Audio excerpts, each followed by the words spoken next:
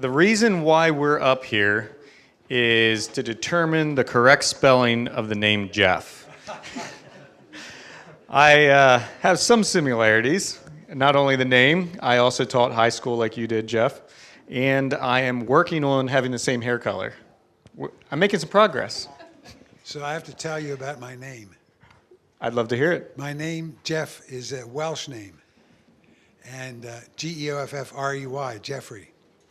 When I wrestled, they always got my name wrong in the paper. George, Gregory, Godfrey, my favorite, Goof. After that appeared in the paper, I was ridiculed by my friends for quite some time. Hey, Goof, how's it going? I can imagine. I can. Well, Jeff doesn't need any more introduction as he already spoke, but I'm going to ask him to introduce Bob, the other man up here. My friend here, Bob Kramer. Bob is with Water Street Mission, and he's been an integral part of our work at Water Street. Bob is one of these guys who is, Bob, I don't even know what your official title is. Official title? Yeah. Yeah, Senior Vice President. Senior Vice President. Oh, I didn't know that. Since you asked. Yeah, yeah. Bob has been integral to our work since we started this fund. And he's energetic. He knows everything about the mission. He's a guy who I'm grateful that he's here today. All right. The real reason we're up here is not to dispute the correct spelling of the name Jeff, but to learn about a ministry that we are going to be supporting. Your ticket purchase went to support this ministry, and we want to showcase ministries that are run really well. And so we're going to hear about it. So I'm going to start. I have a few questions for each of them. Let's start out with you, Jeff. Can you give the story behind the Next 50 Years? That's the name of his organization that he's founded, by the way. And if I could follow up, I'd like to know when you started it and how you came up with the idea, as well as your initial objective and if that objective changed over time. Boy, I don't know if I can remember all that, but if I can't, you'll keep me straight. I will. So my wife and I celebrated our 50th anniversary May 29th, 2019. And as we were approaching, we said to ourselves, so what could we do to celebrate? You know, some people take a world tour. Some people buy a house at the beach. We said, let's set up a fund. And she said, what should we call it? I said, let's call it the Next 50 Year Fund. She said, the next 50, we're not going to be around. I said, exactly. So we set this fund up, and we set it up to benefit homeless kids at Water Street Mission.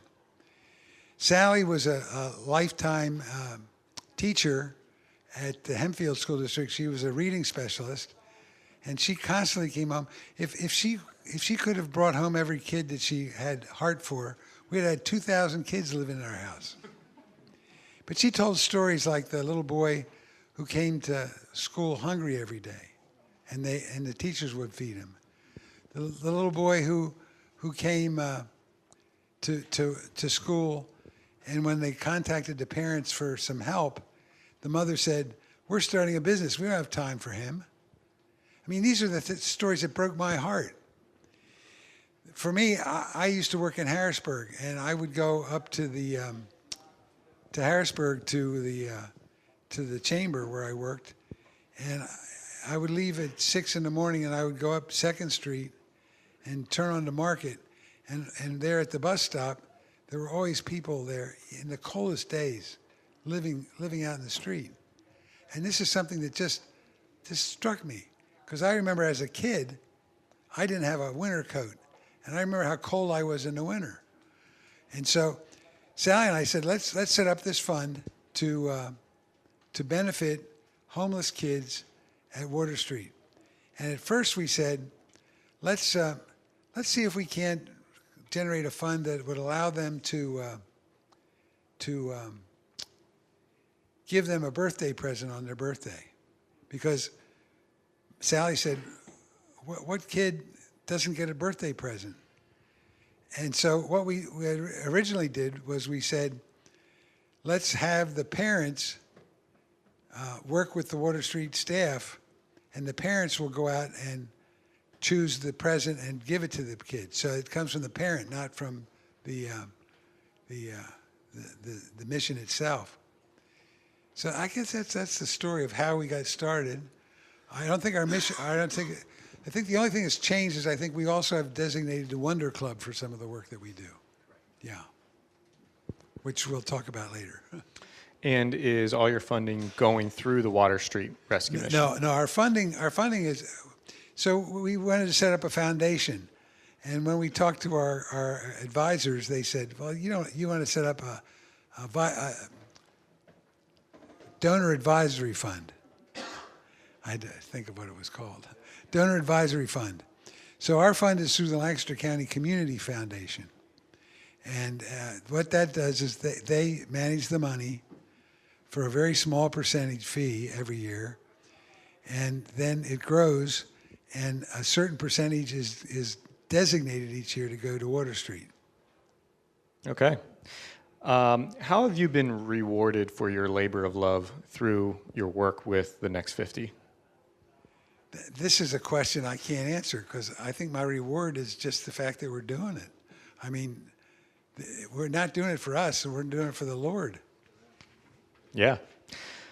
Bob, could you tell us a little bit more about the vision of Water Street Rescue Mission and, am I saying that correctly? Water Street Mission? Yes, you are. Okay. And the vision as well as what different services you offer. Thank you. Is this currently on? Sound good? Yep, great. So thank you. First, let's start there, for the incredible vision for that fund. And as I sit here and I think about children that are benefiting, that are now, we're about 5 years in, so some of them have now 5 years later in life have benefited from the fund and will continue. It's like links in a chain, right? That just keeps going. So thank you, and Sally. And thanks to the organization today, for you, and you're designating today towards Water Street Mission as a charity. So we just love that. And so how can we say thank you, but thank you. We are blessed. The vision of Water Street is primarily around a hand up. We're a hand up organization in Lancaster City. We've been there for 120 years. We've learned some things over the period of time that has led to us staying on the same mission. And some of you have heard about mission drift. The charter of our organization is on the wall in Jack Crowley, our president's office. And though some of the lettering is a little different than it was, or it would be now, the content's really the same. But we've learned that there are other aspects of caring for a community that's suffering homelessness and poverty and food insecurity. And so, for example, our vision to help as a hand up includes health and dental services, because oftentimes medical problems are what cause people to be homeless. But the vision is to do things upstream of homelessness. It's to do ministries for those that are in that mode of finding themselves in homelessness. And it's also to try to train up a mindset to carry forth what was told to Abraham, or Abram at the time: you're blessed to be a blessing. So at Water Street Mission, we're restored to be restorers. So we invest our time and energies into children, adults, that we want to help you. We want to help you discover God's purposes for you.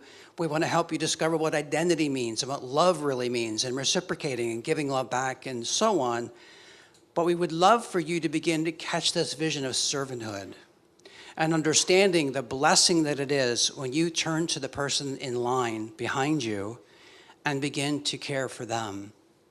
So I said about upstream, if I could just fill in the blanks a little bit more. But the upstream that we do is to try to build a good foundation in people's lives. And that's where Wonder Club, which recently became Wonder Academy, same organization. Wonder Academy is a preschool that we offer for children of low-income families or low-income guardians, or refugee families in the city. Because of some incredible opportunities we have through businesses taking advantage of the educational improvement tax credits, we're able to offer very low tuitions as needed for those families. And so what we do is we love on those kids every day during the school year, and we're laying biblical principles and framework in their lives. That doesn't guarantee they're never going to face homelessness, but what it does do is it gives them a better likelihood of walking with Jesus as children and then adults. But actually, one of the bigger reasons we have this school is to reach the families. So we have events where we're able to invite families to come to something to gather in community, or we do visitation. We also have a food ministry, so we'll deliver food care to families of the children. And so we have a sort of a bi-directional ministry, so we're able to build those relationships and really maybe more multifaceted help. And I would just add one last aspect to Wonder Academy, Wonder Club, which is one of my favorite evenings of the year, which is when we do our Christmas concert. And so, as you might imagine, in the context of Lancaster City, with low-income and refugee families, you look at children up on risers at the front of a church. There's like every color of the rainbow. The kids are singing their hearts out because the teachers, it's meant to be songs and lyrics that are really getting planted into their hearts, but they're just so excited to be able to do that. And then to see the families gathered around, it's a huge blessing. So for children, and then for students, elementary education after school programs. You may have heard of Teen Haven. That's our high school ministry.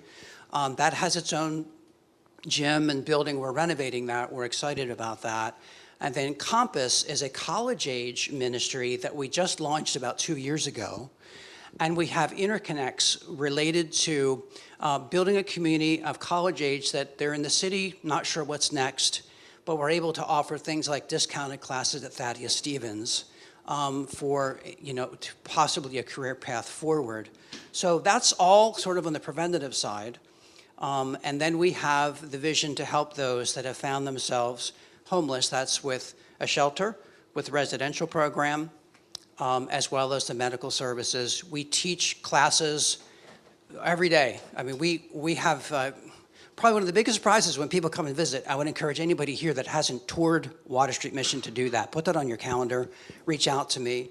That would be great. Reach out to Jeff. But when you do so, you'll be surprised to see how much of a teaching organization we are. All centered around having someone come to a place where they're walking with Jesus, and they're beginning to now understand and see what is life, and what is a future, and how do I begin to help others that have been facing some of the same real difficult situations that I've been facing. Thank you, Bob. Now, I just want to say you can see why Bob is not too excited about Water Street. You give him the mic, he's going to talk about Water Street, and I just love him for that. He's why we did the work we did. All right. Thank you. Next question. Jeff, if you could interview anyone, living or dead, for relationship advice, who would it be? In other words, if you could sit in my seat and have... Sorry, leadership advice. Did I say relationship? I say weird things sometimes. Yes, leadership advice. Yeah, I wasn't prepared for that. You could maybe do both, relationship and leadership. Probably could. But leadership advice, I thought about this. I think the Apostle Paul is who I'd want to interview. I think about the challenges that he had when he was with Barnabas and he was the understudy and he was the guy who was maybe getting a little upset at things, how they got upset with Mark and split with him. But then how he came around and how he corrected the other leaders, how he went into the world, into the different parts of the known world at the time. I think he's the guy I'd want to talk to about leadership because he's the guy who I go to for a lot of things. Thank you. Also, follow up, what actions or popular advice have you seen leaders take that you would consider a big waste of time or just not very helpful in today's culture? You might not agree with me. I think performance reviews are the biggest waste of time in the world. I think they were the things that cause more angst in an organization, and I think they're things that that just drive people in organizations crazy. Think of the amount of time. I mean, I did these for years. I spent all kinds of time doing performance reviews. There was something about a performance review that I got that was, it took me a while to understand. Why did I think I knew how to do the person's job better than they did? I didn't know how to do everybody's job. Could I give them some feedback? So Robert Keegan has a thing called the conversation of mutual growth. And it's something that is something I think could take the place of a performance review, where you talk about, here's what I see. What do you see about me? It's a mutual conversation. So I think that's the, I mean, there are plenty of things, but that's the one that came to my mind. I did not expect that. I didn't think you did. No. So would you say something like what in popular terminology is called a 360 performance evaluation would fit that? I'm not sure I'm even talking about a 360, although 360, like the leadership circle profile can be a 360. When you do the leadership circle profile, you do it yourself. Then the categories are your boss's boss fills it in, your boss, your direct reports, and other. I've had as many as 65 people evaluate somebody. The difference is they're simply showing how they see it. It's not the truth. There's no authority behind it. It's information. It's data, and to me that's much more effective than even a 360 performance review. Okay. I feel like that could warrant some follow-up questions, but for the sake of time, we got to keep moving. I had a question at my table in relation to your talk.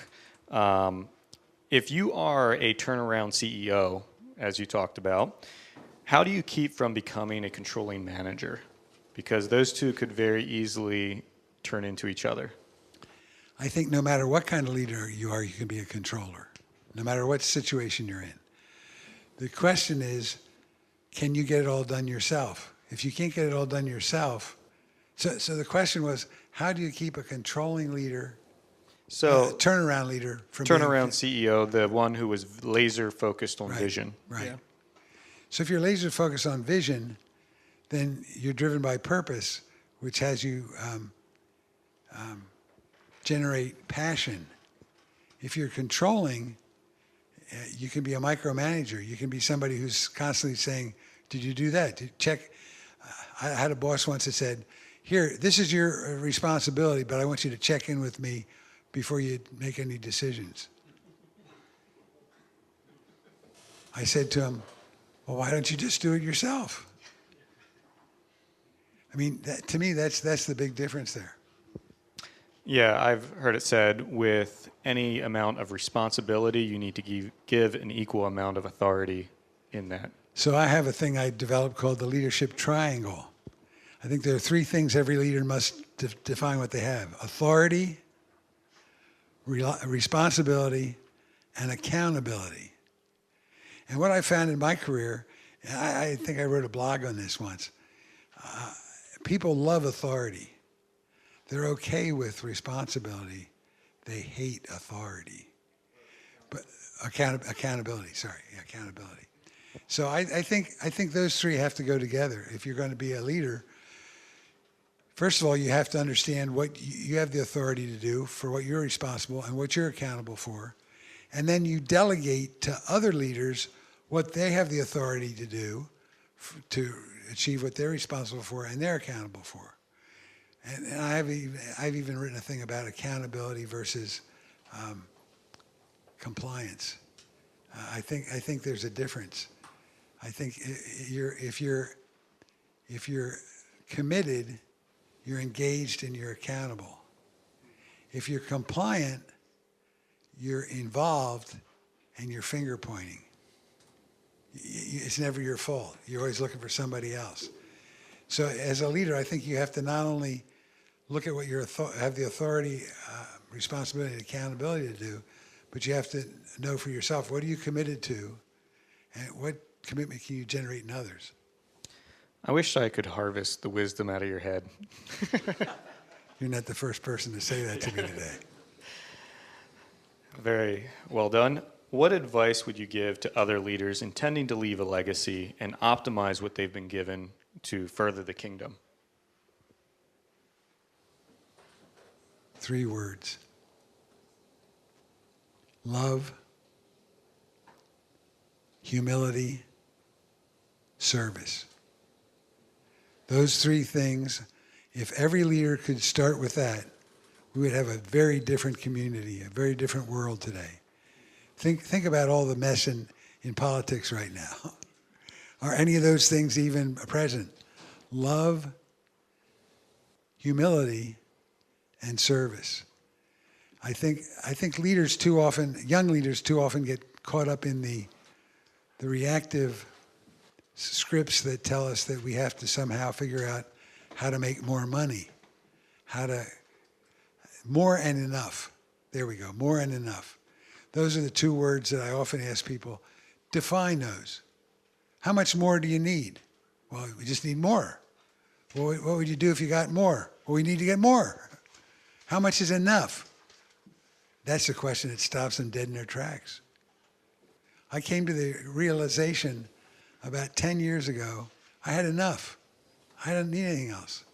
When I was a young leader in the corporation I worked in my 20s, my 30s, I remember getting called into the vice president's office one day, and he said to me, not Bob, but another vice president, they said to me, when are you going to move?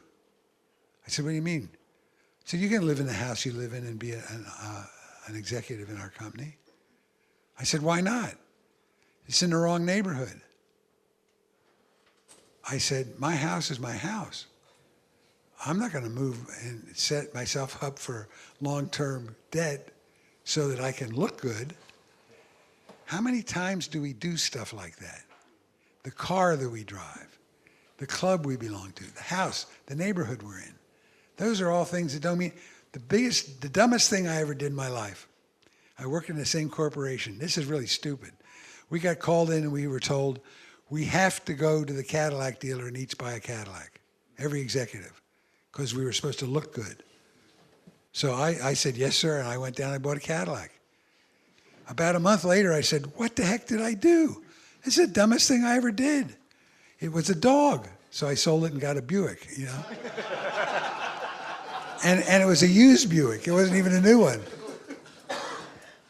I've heard of the idea of a company writing into their bylaws that there's going to be a growth cap on profit, that they are not allowed to make more than so much profit. And if they do, they need to find a way to give it to employees, donate it, or something along that line. And that's how you can be a kingdom business. Money is the root of all evil, right?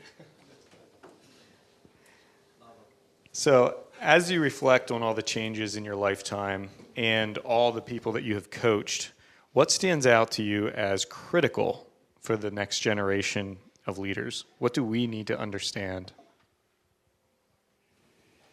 You need to understand that you need to chart your way through this. You can talk to older people and get some advice, but they're not where you were. The biggest mistake that I've seen in my career is people who read books. Do you know there are over 50,000 leadership books on Amazon right now? 50,000 leadership books.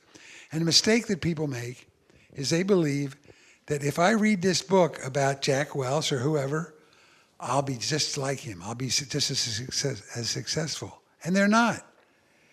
They're not. They can't be. Their conditions are different. They're operating in a different industry. They're at a different time. So chart your own course. You see, part of this is being a reactive mind. When you go into a creative mind, you start to become self-authoring. You write your own story. So for young leaders, that's what I'd say. What is it that you dream to do? What is it that your heart tells you? What has God laid on your heart that says, this is who I want to be. This is how I'm going to serve. This is how I'm going to do things differently. This is how I'm going to do the same. When we started this company, it was a technology company, we had as our tagline, proven methodologies, innovative technologies. I think it's a good way to think about things. There's wisdom. There's things. You can see, I started my talk today with Peter Drucker, a guy from 1970s. What is he? He's as relevant today as he was in the 1970s. You can't say, well, that's an old book. I'm not going to even read that. But at the same time, you can't get stuck in the past and say, you know, I've got to follow everything that my boss did, or my boss's boss, or my parents, or the people in the community. When I was a young guy, I remember thinking, boy, look at the old guys in the community. Boy, they know everything. They know everything. They have all the answers. I once spoke at a strategic management conference, international, up in University of Connecticut. And I went to lunch with the head of the BMW, no, AT&T. I said, what's the biggest thing you learned? He said, I learned about the answer book. I said, what's that? He said, when I was a young manager, I knew that my boss had all the answers, and I wanted to get his job so I could get the book that had all the answers in it. So I did, and the guy took the book with him. So I got the next job, and that guy, I finally got to the top and realized there's no answer book. There's no answer book, and if that's what you're looking for, the answers are within you. Wow. Powerful stuff. That's all we have time for before we break out into our individual collaborative tables. So can I have a round of applause for these two men?